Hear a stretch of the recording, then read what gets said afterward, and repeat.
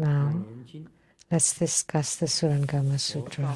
The Buddha told Ananda, because Ananda asked, Sakyamuni Buddha, in the past you often spoke on causes and conditions, dependent arising. Everything rises due to causes and conditions, and everything ceases due to causes and conditions.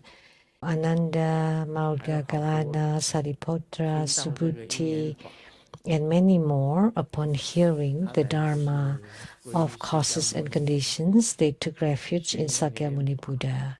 By learning the Dharma of causes and conditions, they had attainment.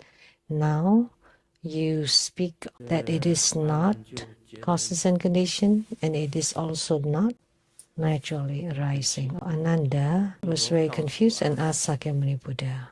Sakyamuni Buddha told Ananda, look at Yajnadatta in the city of Rajagriha. He looked into a mirror and saw his head in the mirror. He thought he lost his head, so he became mad. The original head was never lost. Madness and fear arose falsely. Since nothing ever changed, what need was there to invoke causes and conditions? If madness were natural, then madness and fear would have naturally existed before the madness arose. Where was the madness concealed? If non-madness is natural and the head itself had never been false, why then did he run about in madness? If one awakens to the original head and recognizes that the mad running is merely delusion, then both causes and conditions and the so-called naturalness become empty speculation.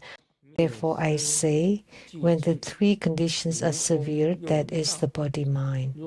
When the body-mind arises and the mind of arising and ceasing is extinguished, this is still within arising and ceasing. When both arising and ceasing are utterly exhausted, that is the effortless path. If one speaks of naturalness, then it would mean that when the natural mind arises and the mind of arising and ceasing is extinguished, this too still belongs to arising and ceasing. He was trying to explain that it's neither causes or condition nor naturally existing. He was talking about Yajnadatta, who saw into a mirror and saw a head there and thought he lost his head. But he went mad. It's not causes and condition. Why not? Because the head is still there. It's just his own mind that thought that he had no more head. His mind became crazy. That's unrelated with the head. If you became crazy because you have no head, then that's causes and conditions. But the fact is, the head is always there. So it's the same whether you have the head or you don't have the head. So there is no causes and conditions to talk about because the head is there all along. So all this talks is to show that it is unrelated to causes and conditions because the head is always there. So where did you run mad? That's because of your confusion, your false thoughts, your delusion. It has nothing to do with the head itself. So you don't become mad because you lost your head. So therefore, that is not causes and conditions. It is also not naturally because you don't naturally become mad. That's what he meant. How could you become mad naturally? If your mind is not mad, the head stays ahead. It does not arise, it does not cease. Therefore, your madness has nothing to do with naturalness. So therefore, it is neither causes and condition nor naturalness. So that's what Sakyamuni Buddha was talking about. Yajnadatta in the city of Rajagriha saw his head in the mirror and thought that he lost his head, so he became mad. But actually, the head is always on his body. That's only due to false thoughts, confusion and delusion in his own mind. So it's not due to causes and conditions, and it's also not natural. That's a very simple explanation. But he went into great length. All these words can be explained just with 2 sentences. If you realize that the head has always been there all along, that your understanding and perception was wrong, that's why you became mad. Therefore, it is neither dependent arising nor naturalness. They're all just conceptual elaboration or empty speculation, because nothing has ever changed. The head is always there. It's just that you thought your head was lost when you look into the mirror. That's why you went mad. There had never been anything different or any changes with the head. Therefore, it's not causes and condition. And he did not get mad naturally either. Therefore, I say, when the 3 conditions are severed, that is the body-mind, or bodhicitta, or the mind that aspires for enlightenment. What are the 3 conditions?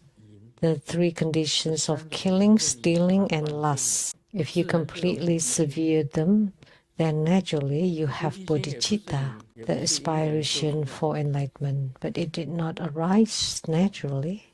It did not arise due to causes and conditions either.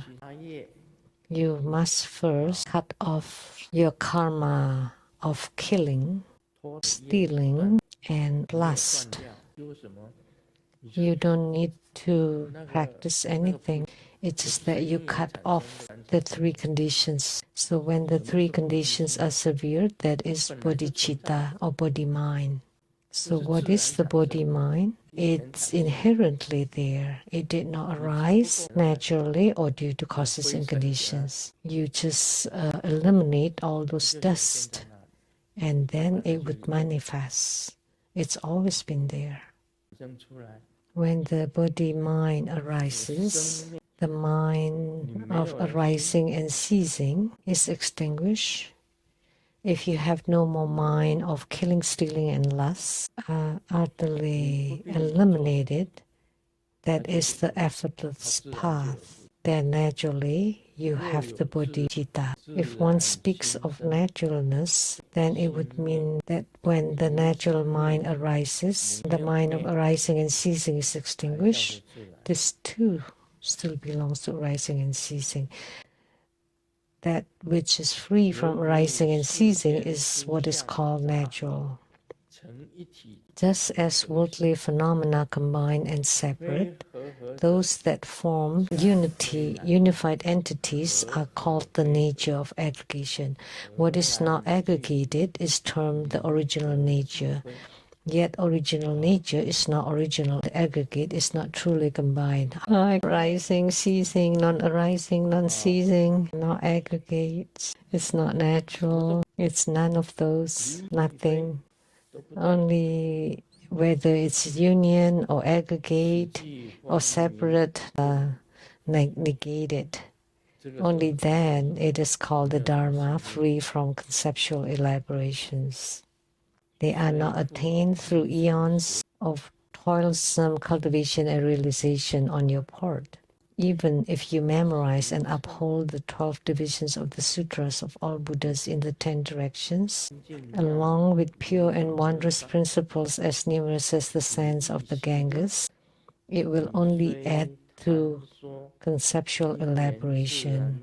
Although you speak of dependent arising and inherent nature with decisive clarity, and among men are called foremost in learning, yet this accumulation of eons of learning and habituation could not free you from the danger of matangi. Why did you need to wait for my Buddha crown spiritual mantra for matangi's last fire to suddenly cease so she can attain the stage of anagamin? This is now a different point. Primarily, he was talking about it is neither causes or condition nor naturalness. If you cut off the causes and conditions, then the bodhicitta is there. That's very simple explanation. You don't need to put in so much effort in cultivation. All you need to do is to cut off the three conditions of killing, stealing, and lust. Then the bodhicitta is right there. That's how it is.